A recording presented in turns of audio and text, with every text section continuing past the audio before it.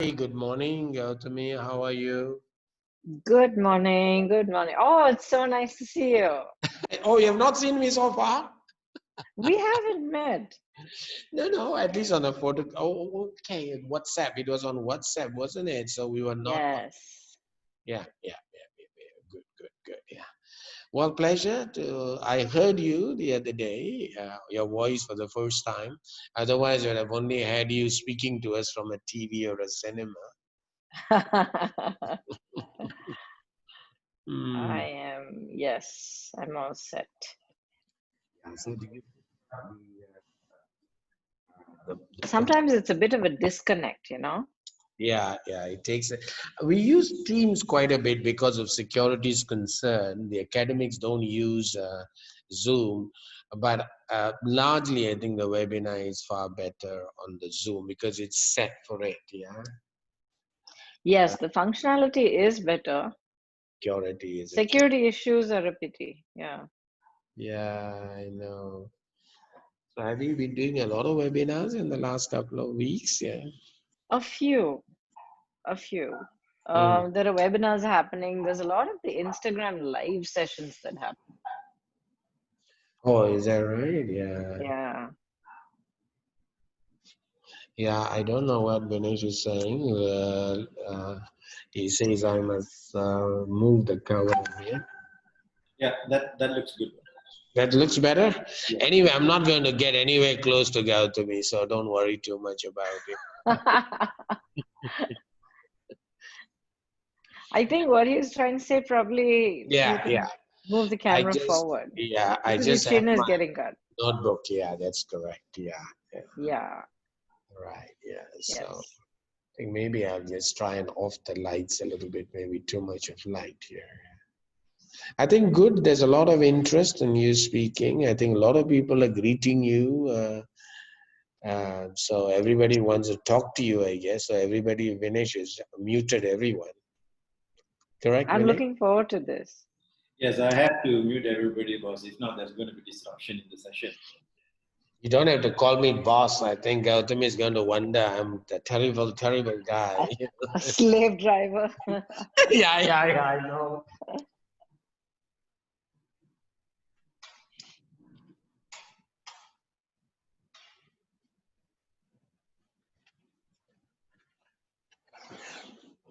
You tell me whenever you want us to get started, Vinesh.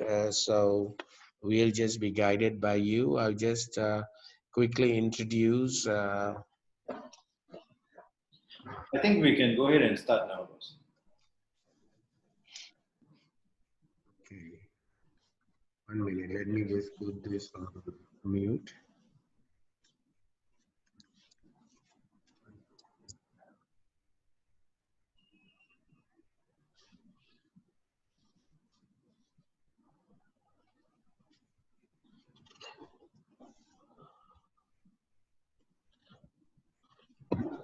Good morning.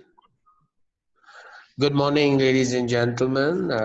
Welcome to the webinar, Crisis or an Opportunity. Led this morning, I think it's an honor to have Miss Gautami Tadimalla, celebrity actor and founder of Life Again Foundation. I think Gautami needs no introduction to any of us. I think she's an accomplished actress, having won several awards. She's also an intellectual.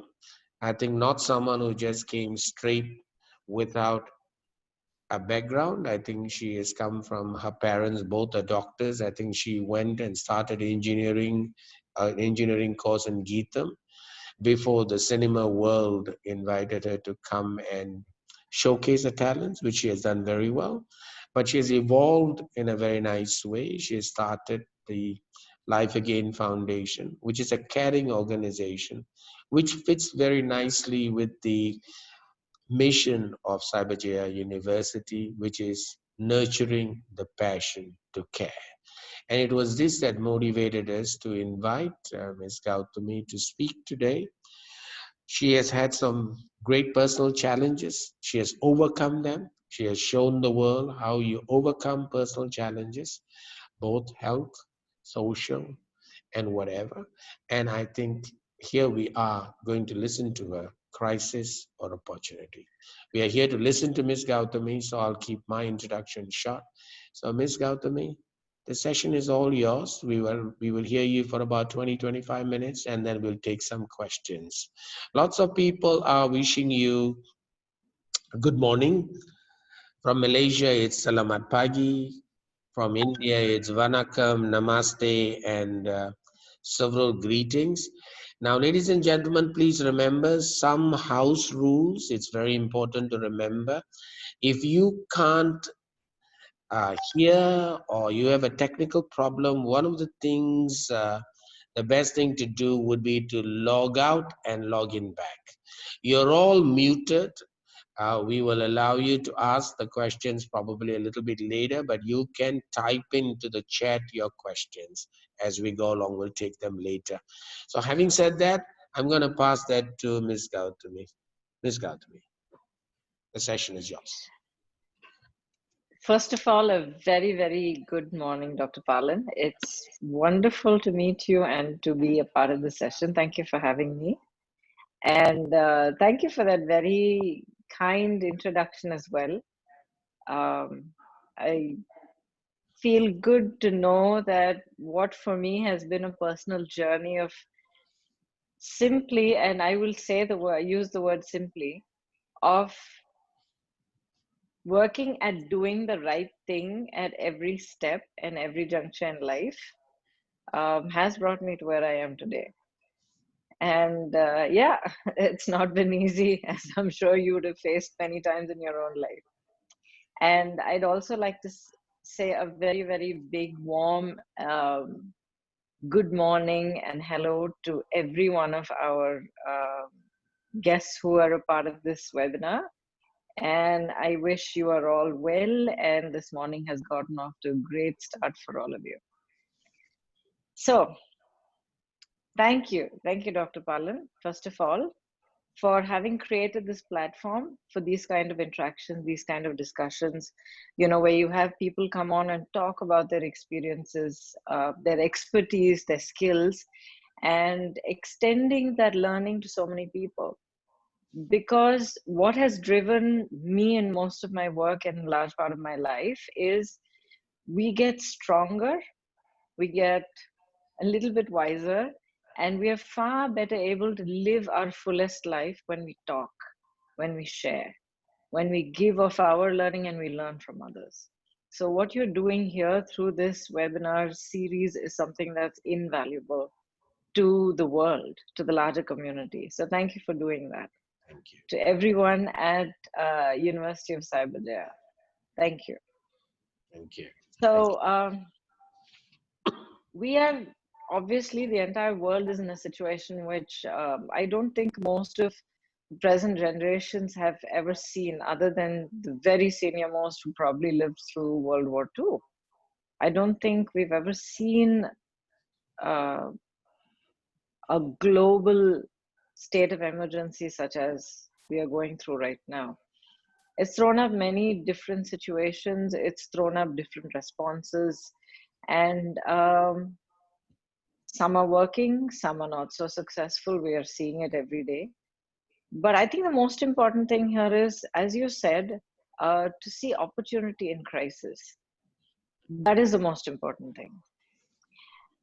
I'd like to share one thought, but before that, I would like to put a question out there to all of you who are watching. What is your definition of a crisis? Is it something that makes itself felt as a state of emergency, or a state of something very important to you being taken away, or of a huge impending doom, and something that affects society, that affects a nation, that affects the world? Most of us, I know, do think this way. But I'd like to put a small thought forward. You know, you can just put it in your minds and think about it. A state of crisis is one that can be as tiny as getting up in the morning and having an anxiety attack about an impending deadline, or an interview, or any kind of a situation which you feel you might not be completely prepared for. And it's facing these tiny, tiny little crises every day in life and finding a good and positive way of doing that, that will get you to a point where when you see a so-called huge crisis, you're going to say, I can handle that. That's okay. I can find the silver lining in it and I will move forward. So I think it's key to understand what a crisis is, see it as it's coming, get an understanding of it. And when you know something, when you understand something, it ceases to be bigger than you are. There's one thing that's always driven me through my life, and I will say driven, yeah, because I find that I am very driven to do certain things, to not sit, to not rest, to keep moving forward. When I think that I've hit a peak, I tell myself I'd rather. My automatic response is, okay, you've done this, fine, put it aside, you're done with it, what next? So what next is something that's always been my driving force. And when it comes to a crisis situation, which unfortunately, like many of us, I've seen quite a few of in my life. When I'm going through that crisis, I have a particular way of dealing with it, which I will share with you. But I think what is the most important thing is, even as I'm going through it, and especially when I'm past it, I look back and the one question I ask myself is, what do I get out of this? Like, for example, let me use one situation which probably, unfortunately, too many of us can relate to. I was diagnosed with cancer fairly early in life. I was diagnosed with breast cancer when I was 34 years old. My daughter was about 4.5 years old. And I was just a little shy of 35. And and this is not an age when one expects to be diagnosed with cancer, that to breast cancer, because all the warning signs are, after 40, after 50, you need to be careful, high risk, and all of that kind of thing. I have no family history. I have nothing. No trigger signs, no warnings, nothing. This happened 15 years ago almost. And the reason I can confidently say, one of the main reasons I'm sitting here in front of you, hale and hearty, touch wood, is the fact that I was aware of the fact that cancer existed, and that no matter how remote a possibility it is for me, I should be prepared. So I started searching for it. I started doing a self-exam. I started being careful and aware of my health. And when I found the lump, half my battle was done because I'd gone looking for it. So I was prepared for it. So therefore, I was better equipped to find solutions and to keep my morale up and to keep fighting it in the right spirit. So this, I think, is a tiny little case history for how we could possibly approach most crisis situations in life. One is, keep your eyes open, be aware. No, or rather, I would say very, very few situations, crisis situations, happen with absolutely no warning. There would be tiny little signals somewhere on the periphery. We should keep our eyes open. Even the present pandemic that's going on, we have had the indications from late last year that this was happening in a major country and that it was hugely contagious and it was spreading like wildfire. We did get these indications. And there have been countries, nations on this globe that have reacted early and have done a brilliant job of tackling it. So this is what I mean when I say that almost every crisis, almost every difficult situation will give certain tiny little indicators as a kind of a trailer before the big show is released. So be aware, be tuned into the world around you, be tuned in. If it is personal health, listen to your body, be aware of your body, Be aware of your surroundings because everything contributes. We are all one integrated unit in this world. No man is an island, and no island is ever truly an island either. It's all interconnected. It's all terra firma that's just sticking up over water. So, coming to the next thing that I said, when I got past cancer, and yes, it's, to put it very, very mildly, it's not at all easy. It shakes you up from the inside out. It breaks down your body and leaves it in a condition where you have to build yourself back up. Most critically, it breaks down all your complacency about life. We all of us take life for granted till we get a good smack in the face and we're told that, you know, it could just go like that. It could just be taken away like that. So that's the moment at which everything you take for granted in life, including life itself, is completely shaken up from the foundations. So it took me a while to settle down from all of that. It took me a while to say, okay, tomorrow will come. I can plan for tomorrow. I can start planning for next month. Or it took me a while to get to that stage. But I think the interesting thing that came out after that was I said, okay, fine. You've had cancer. Yes, it's been terrible. Yes, this is what it's left you with. This is your legacy. But what next? For me to have gone through something so terrible that ripped me apart inside out, I wanted to get something positive out of it. And for me, that benefit, that profit from that experience came in a couple of different ways. One, which is something that is driving passion and force in my life now, is our Life Again Foundation. I'd like to share a little bit about it a little later. It came from a place of wanting to share my experiences and encourage others, give them the strength to say that we can do this together, you're not alone. And there are ways of handling cancer, and that grew into all other kind of health situations. Most important thing was for me personally, I realized that I did not want to live my life in several ways that I had been doing so far. Whether personal compromises, because as we all get older, we get caught up in life. We have so many responsibilities either that we take on or that are thrust upon us. And we all give of ourselves to so many different things that we completely forget about ourselves. It took me a very long time to learn this lesson because I'm so used to doing things for people around me, putting other people first, whether personally, professionally, whichever way. It's all about, oh, this has to be done. I'm going to do that.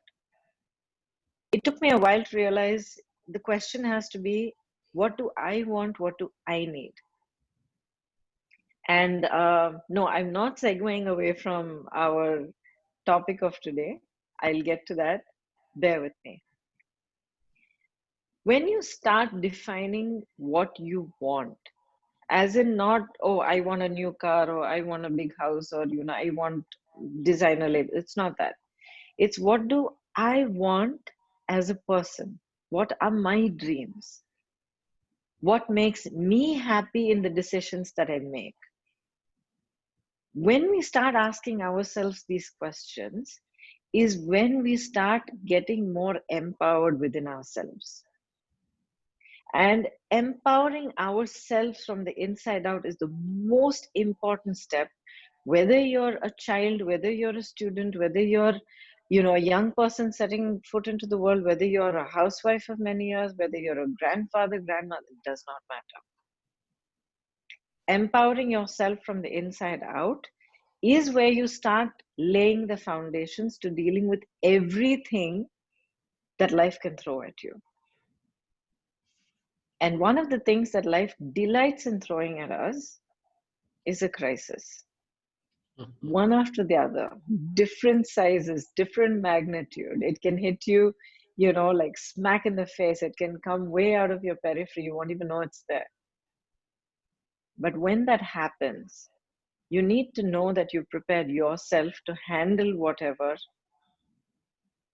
is coming at you.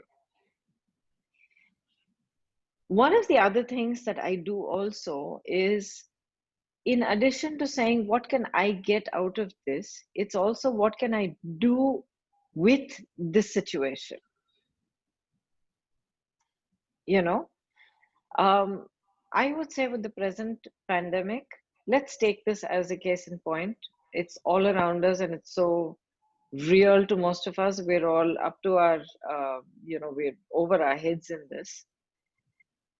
It's created a crisis situation in almost any direction that you can see. Especially in, actually, no, I was going to say especially in the not very developed worlds, but I will take that back because I think it's hit developed worlds, societies very, very hard.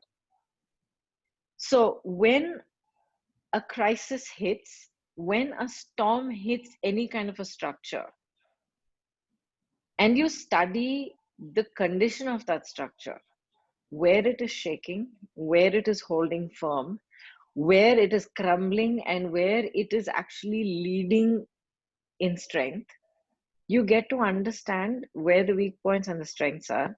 And within that, you find opportunity. Here in India, we're going through several different issues.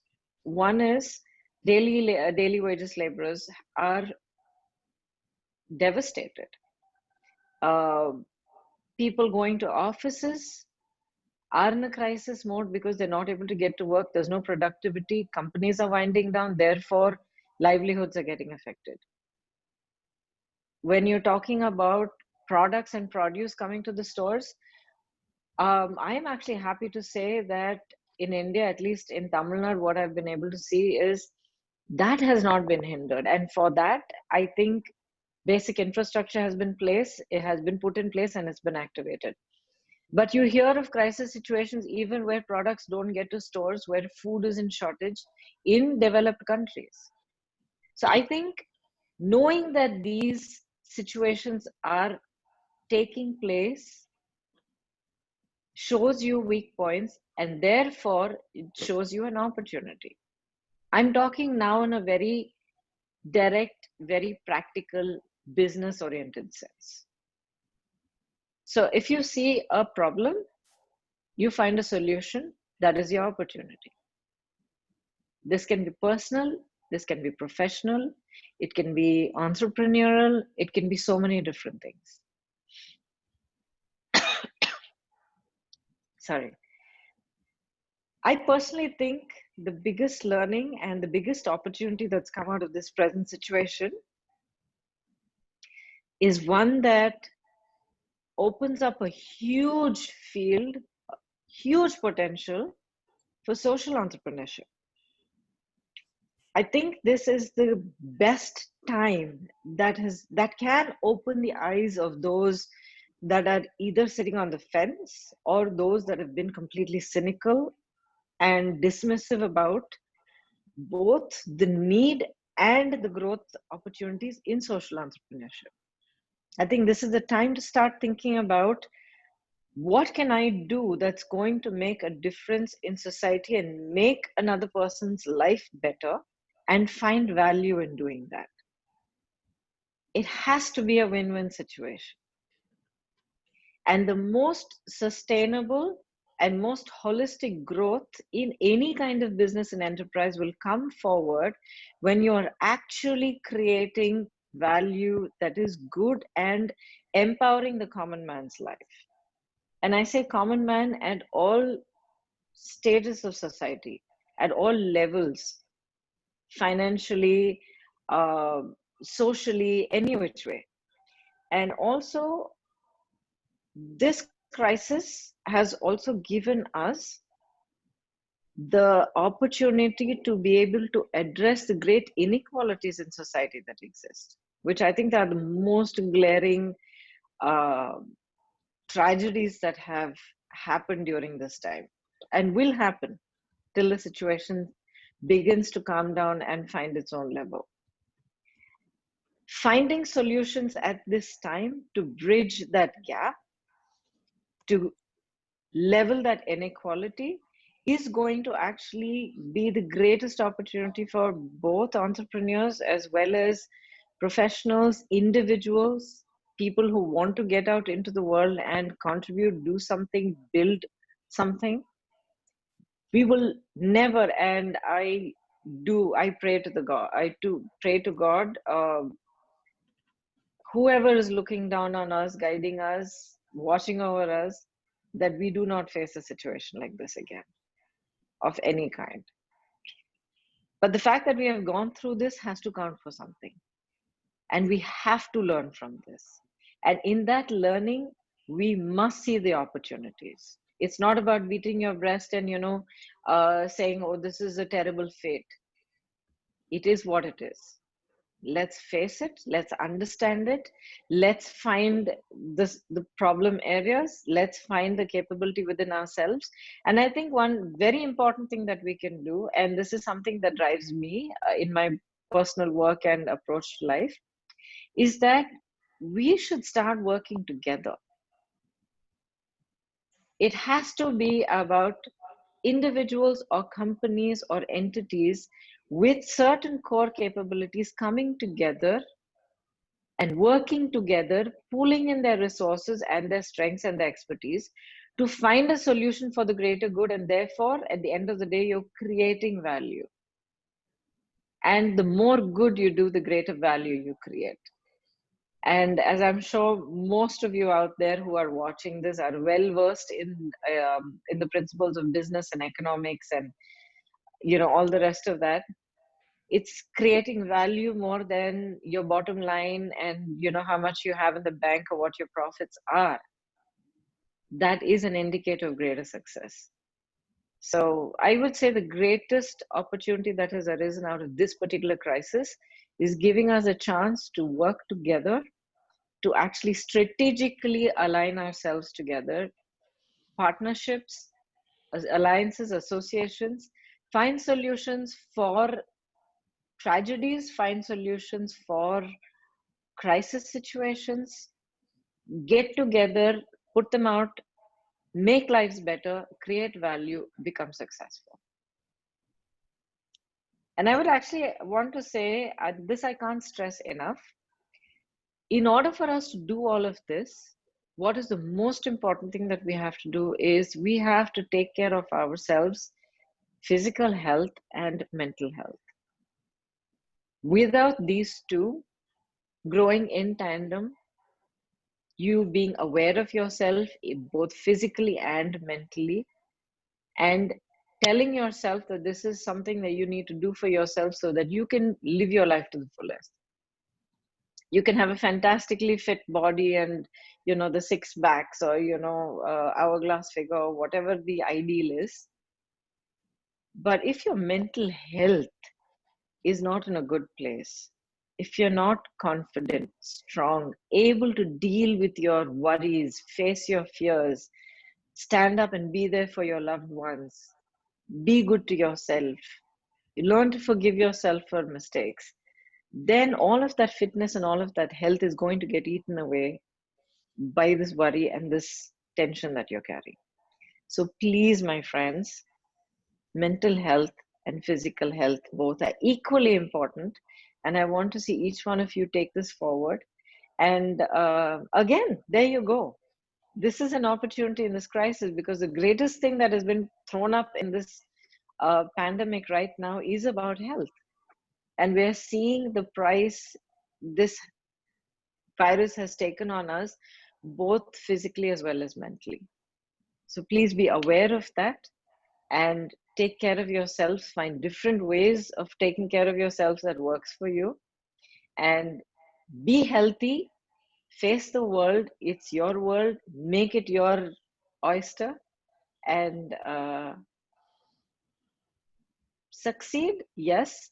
But more than that, be content and be happy. Thank you.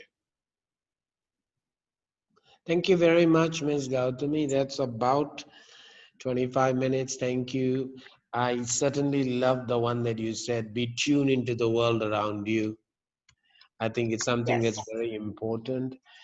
And I just want to let all the attendees know something very important. It was not very easy to reach across to Ms. Gautami because she's a celebrity, but somehow we found a way. And the moment we reached out to her, she was very supportive of what we are doing. And I think she has done this completely honorarium, pro bono. And I think we need to thank you for your gesture. And we really salute your efforts and your contribution. There are several questions. I know you wanted to say something, but I need to just post these questions to you and Sure, then sure, sure. we, yeah. Uh, I had a question, but I think it's not fair for me to ask a question. But I think a lot of, lot of the attendees are asking questions. I think there's Ashwini here, there's Sarat Babu there, many people. Okay, I think, but doctor, can we get started with your question?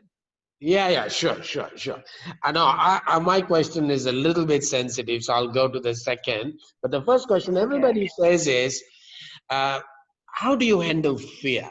There's one question where someone says, how do I handle fear? How do I actually learn from fear?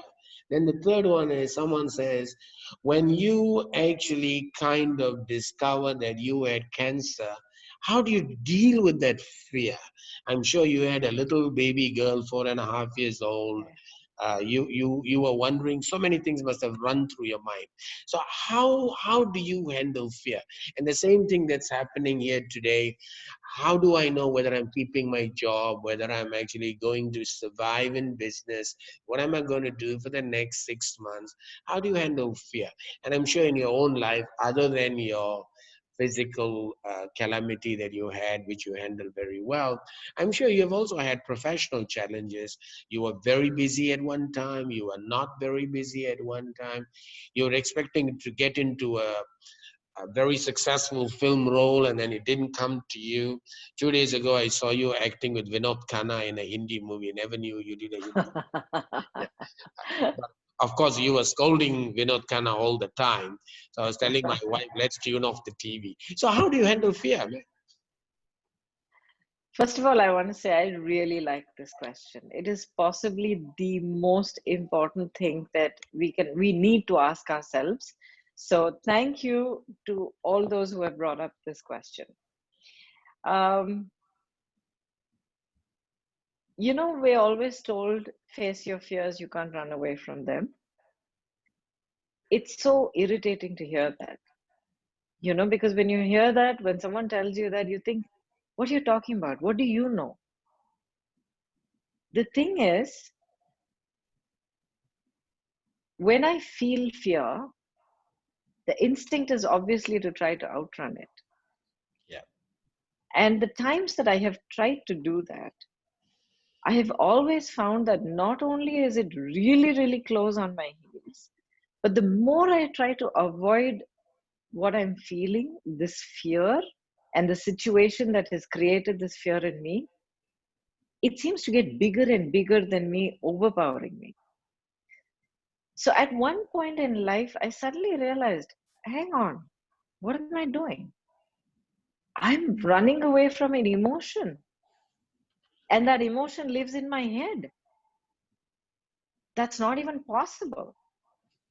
So I'm just going to spend my time, I'm going to waste my precious energy and my life trying to run away from something that is a part of me. So I just sat down and I said, I'm not going to let this happen. So what do I need to do this? I first confronted the fact that I was afraid.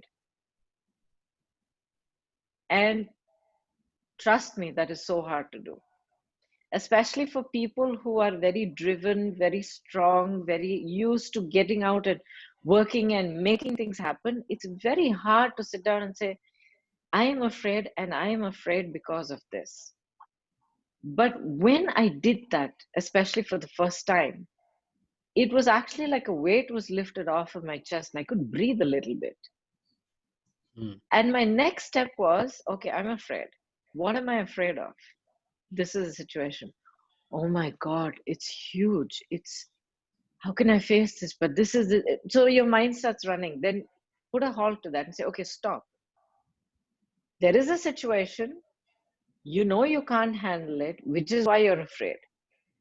But what if you can find a solution? So to find a solution to anything, you need to understand it. So stop and look at the crisis. Look at the situation in front of you, whatever you're afraid of. Is it your job loss? Is it non-performance in work? Is it a domestic crisis? Did you do something you should not have done? Do you know someone in your life has done something that you know will hurt you? Stop, face the situation. Let all the emotions come. You'll feel helpless, you'll feel angry, you'll feel cowardly, you'll feel embarrassed, you'll feel ashamed, you'll feel betrayed, so many things. Let the emotions come. And then after that, once that's done, the situation will still be there. And then what has helped me until today, it helps me. A lot of our fear comes from thinking we're going to lose something, thinking that we're going to lose somebody, thinking that we're going to lose some emotion in life. But just stop and ask yourself, what if this wasn't there in the first place in my life? I'd still be me. I'd still be alive. I'd still be living my life, perhaps differently, but I'd still be living my life. Yeah. So understand that other than yourself and those probably that are dearest to you, nothing and nobody in life is either permanent, which we have heard, but extend that a little bit and look at the fact that nothing is indispensable. Thank you. Yeah. There is nothing that you cannot live without. You know, once you face this, you say, yeah, okay, yeah, so what? What if this hadn't happened? What if this person hadn't come into my life? What if, I hadn't gotten this facility? What if I did not have the support? I would have found some way of dealing with it. So get down to it, find that some other way, and start working on it.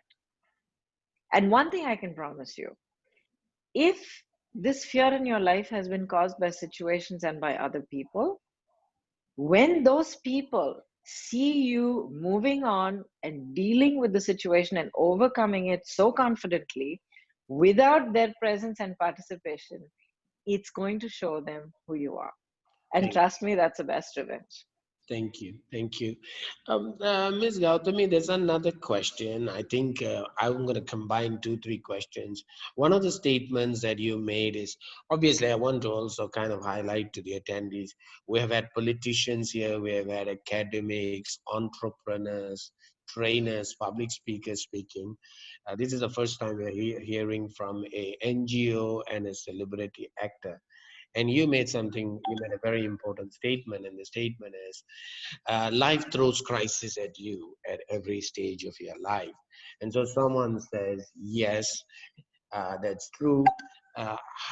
What happens when I don't learn from a crisis? Uh, and how do I make sure that I learn from a crisis? That's one question. And the second question is, how the heck do I avoid toxic people, but the toxic people are in my life. So how do I avoid them? My toxic people who are around me are the crisis. So how the heck do I walk out of that? So maybe just two questions together to you. I like the questions. The first question is, you said, what if I don't learn from a crisis? Yeah. Right? When we don't learn from the crises that we face, when we get past that crisis, however we get past it, one, we would probably not be standing on our feet. We'll probably be, crawling out on our knees and completely beaten up and, battle scarred. So that leaves us weaker. That leaves us weaker because we have not faced it. We have not stood up and we have not brought our resources together. We have not approached it with an analytical mind. Emotion, very important. An analytical, constructive approach, I would say, even more important. So if you don't learn from the crises that you go through, it's going to leave you weaker each time. You're going to get battered again and again. And it's more likely that you will get battered by the similar kind of crisis each time. Because if you don't learn, if you don't heed the warning signs, you're going to keep making similar choices and walking into similar situations. So it is in your best interest to learn from a crisis. It's like saying, if I put my hand over flame, I'll get burned. But if you don't learn from that and you keep putting your hand back, pretty soon you're going to not have much of a hand left and you're going to be in excruciating pain. So unless you want to let yourself in for this as a lifetime experience, I would say pull your socks up, face a crisis, learn from it, be stronger, move on, make a different mistake next time, but not that one. So I think that's very important. And doctor, what was the second question? How do you avoid toxic people? How do you walk away? How do you get the courage to walk away from toxic people? Sometimes they're Very part of your nice. family. How the heck do I get out? I might or I might not be the best person to answer this question, but I can tell you how I do this in my life. We do have a lot of people in our lives. We are social animals, whether they are family that we're born with, or family that we acquire, or friends that we meet, or colleagues at work. We do live in a social environment. And you can always pick and choose friends and people up to a certain extent. Beyond that, and the first thing also that we need to understand is people will behave as they want to. There are very few people that are going to be considerate enough to say, I'm going to say this, or I'm going to show this mood, or I'm going to be a certain way, but how is it going to affect my friend?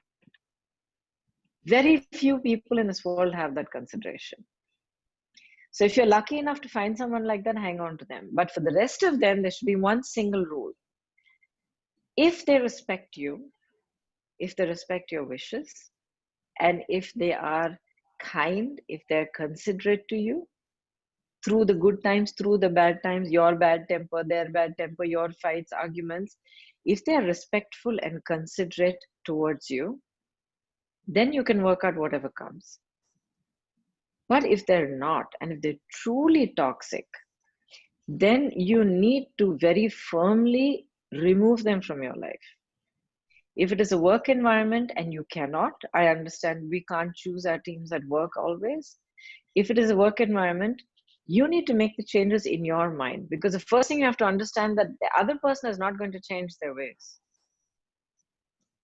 You have to be the one that understands that that's who that person is. That's the way he is, or that's the way she is. Once you accept that, the impact that person will start having on you will reduce. You know, when you stop becoming open and sensitive, when you stop allowing that to impact you, you'll immediately be so much freer. Sure. This, you could say, oh, it's much easier to say than do. To a certain extent, yes, but once you practice it and you get the hang of it, it's actually much easier to do.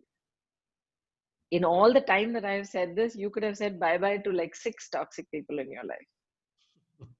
So put yourself first, have a strong sense of self-respect, demand that people in your life extend that respect to you. They can be seniors, juniors, younger, older, doesn't matter.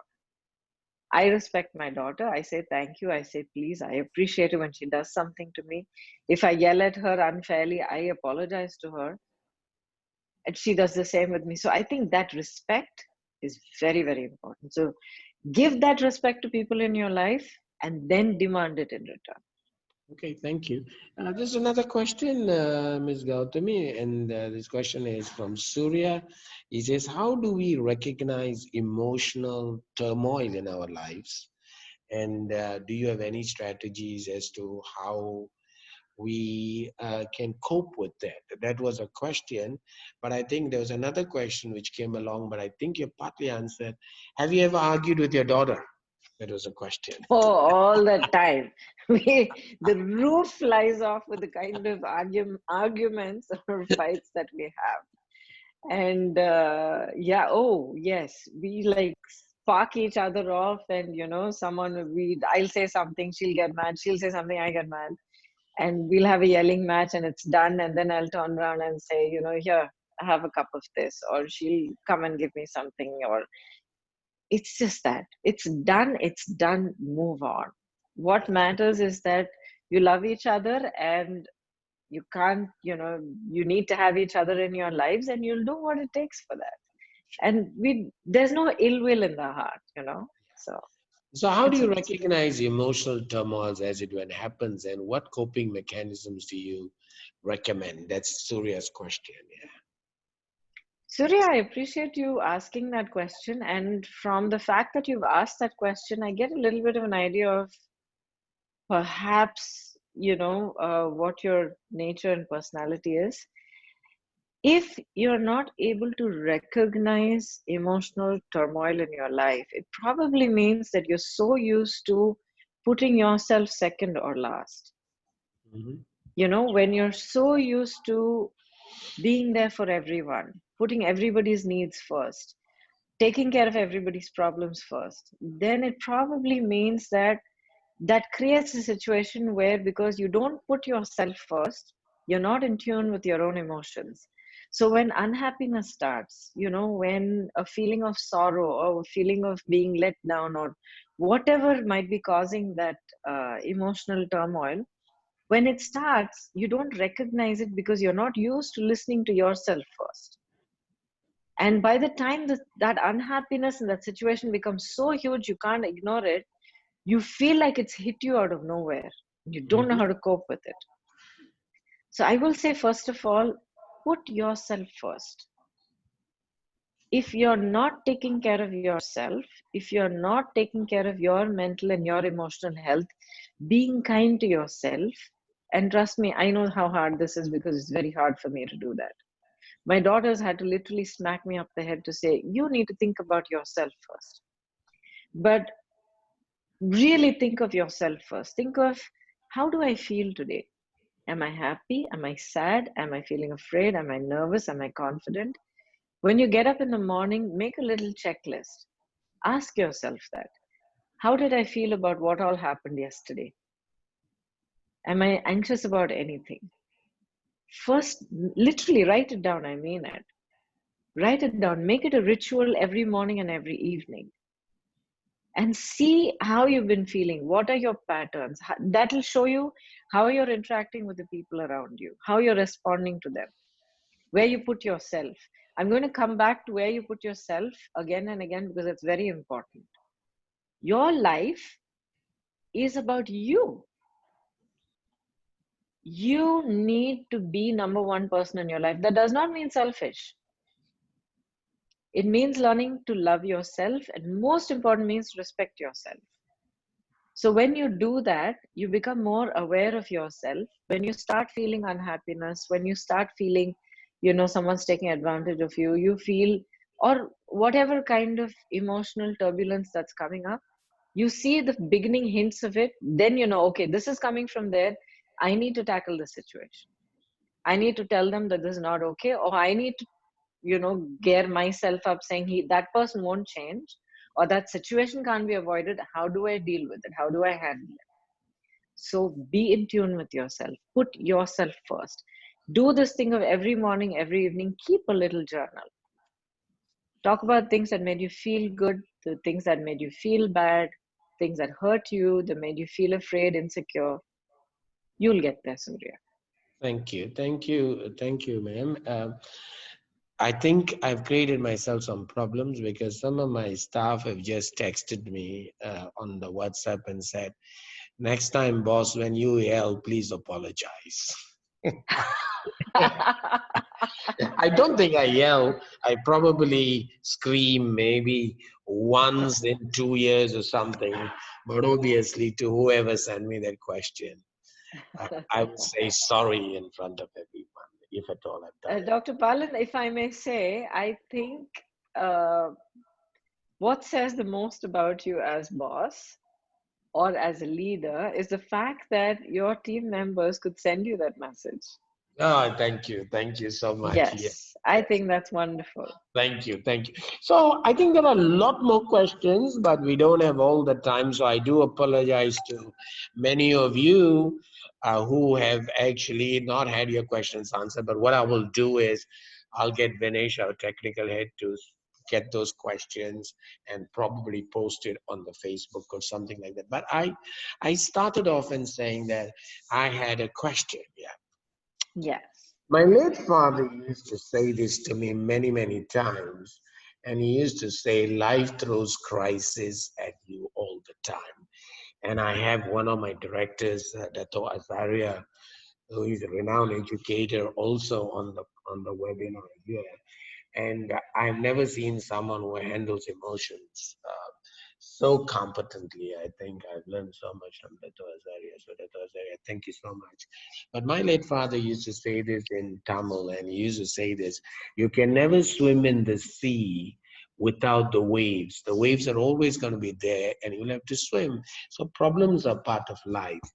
And so just a couple of weeks ago, I had this Harvard session, and one of the professors said, I've got two questions for you, Palan. He said, one, who do you want to be now at this moment in crisis? What are you going to do for people? And what do you want to be? Who do you want to be when this is all over? I think two questions. And I took away a lot. But today, I think we have all learned something from you, and you have said something very important. You said it shapes you from inside out. You said sometimes we get too complacent.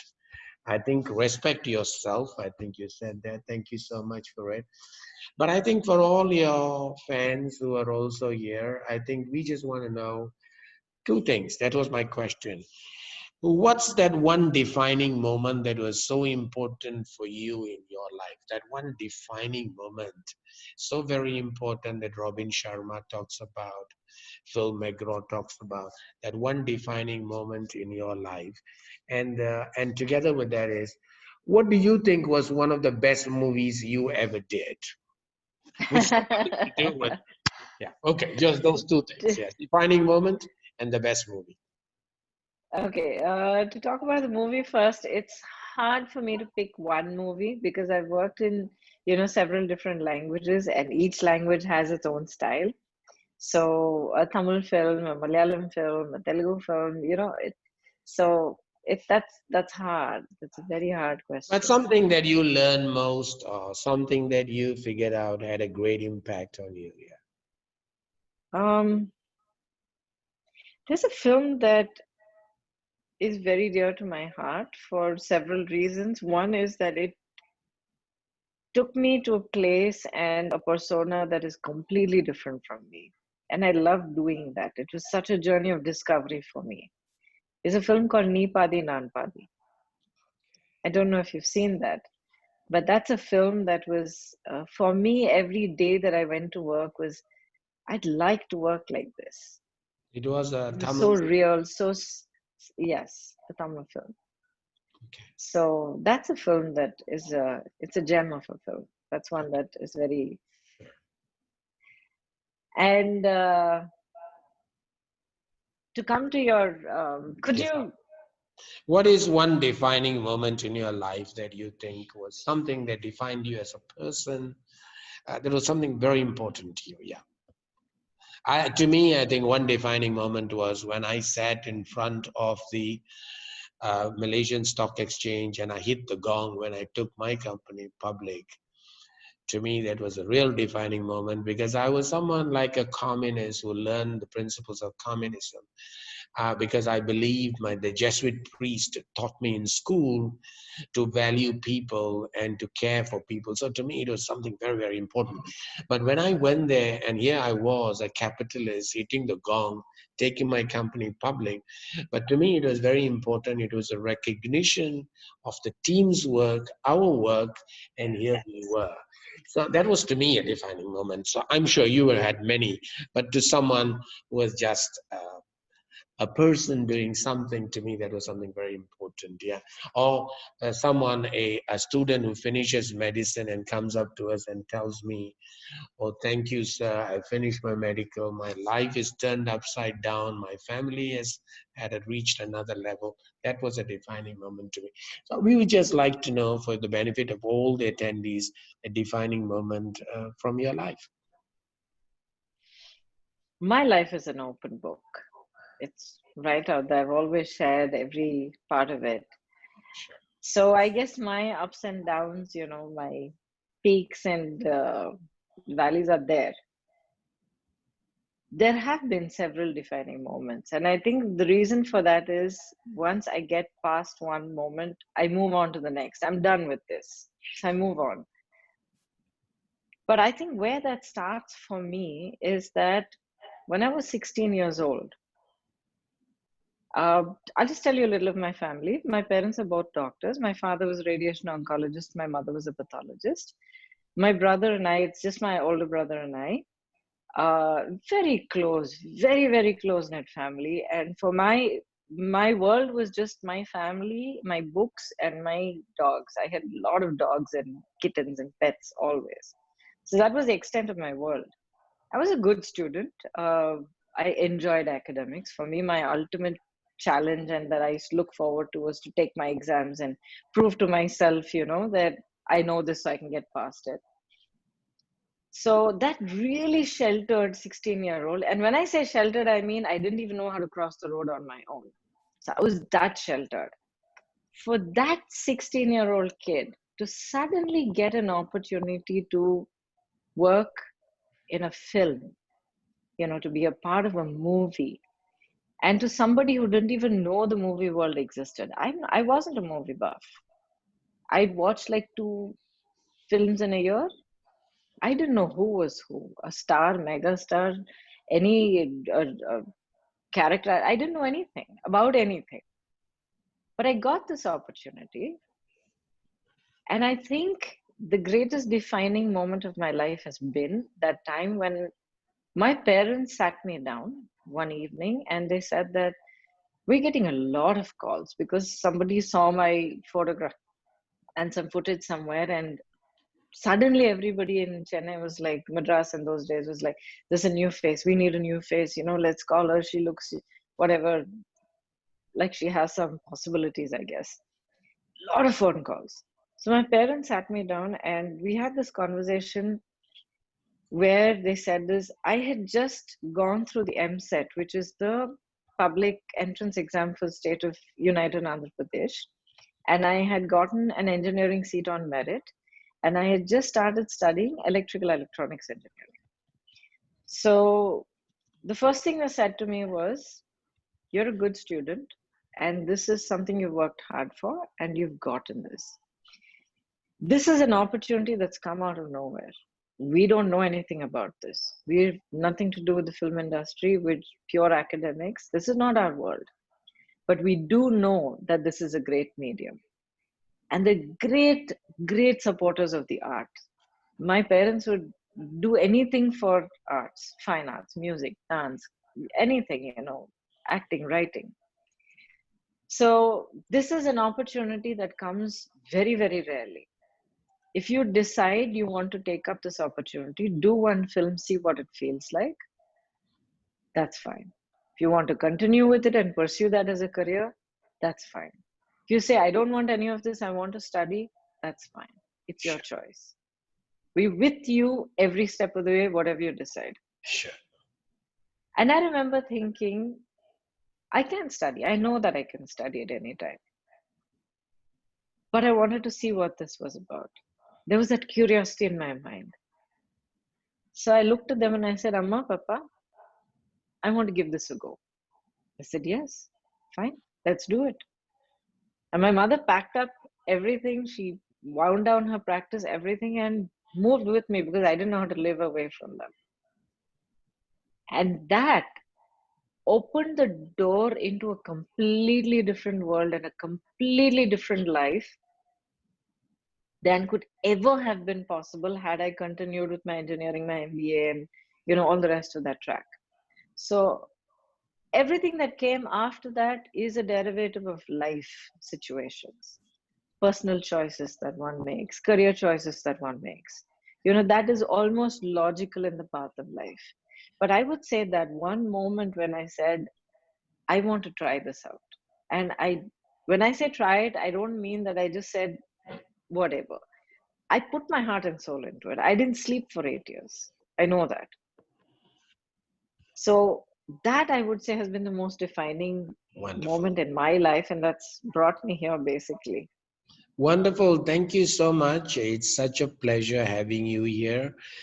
I want to just recognize at least some of the people who have been here. The Dean of the Homeopathy School, Prof. Ibrahim from Hyderabad, who lives in KL, is here. Morally from Chennai, and a lot of other people that I don't know. Thank you so much for being here. I'm sure Ms. Gautami and I and Vinesh would like to thank you all, and thank you to Mr. Subra, the Director of Continuing Education, for uh, giving us this opportunity to host this webinar. And certainly it's been so much of a pleasure having you, Ms. Gautami, on this webinar. I think on behalf of the university and all the attendees, we'd like to say thank you. And we like to say thank you to Dr. Sridhar for putting all this together. And thank you to your daughter for giving us his time, your time to us. And thank you to your Life Again Foundation. I'm sure we'd all love to be part of your Life Again Foundation and support you in whatever way that we can. So thank you so much. And thank you for being here. And in true Malaysian spirit, we like to say terima kasih. In Tamil, we like to say Nandri. In Chinese, we like to say Chao An. And in Hindi, I think it's Shukran. Yeah, or Dhanyavad. yeah, Danawal. Yeah, and in Arabic, Dhanyavad. Shukran. Yeah, yeah. Thank you so much. Shukran. Thank you. Shukran. Thank you so much, Doctor. I want to say again, congratulations and thank you to every one of your team who has made this happen. And not just this happen, because education is one of the greatest things that one can Sure. give, that one can impart in life. And the fact that you do it and you do it with such heart and with such commitment is something that's wonderful.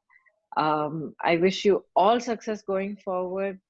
God bless. And Thank you. most importantly, thank you for your words about supporting the work that we're doing at Life Again Foundation. And I will definitely look forward to working together on that. Thank Thank you you. so much. And to every guest who's been on this webinar, go have a wonderful life. Make your life your most wonderful life. You have everything that you need in yourself. Just look inside, find it, be your own best friend, and just shine. God bless. Thank you, Zizi. God bless. Terima kasih. Thank you. Bye. Thank you. Thank you, Doctor. Thank you.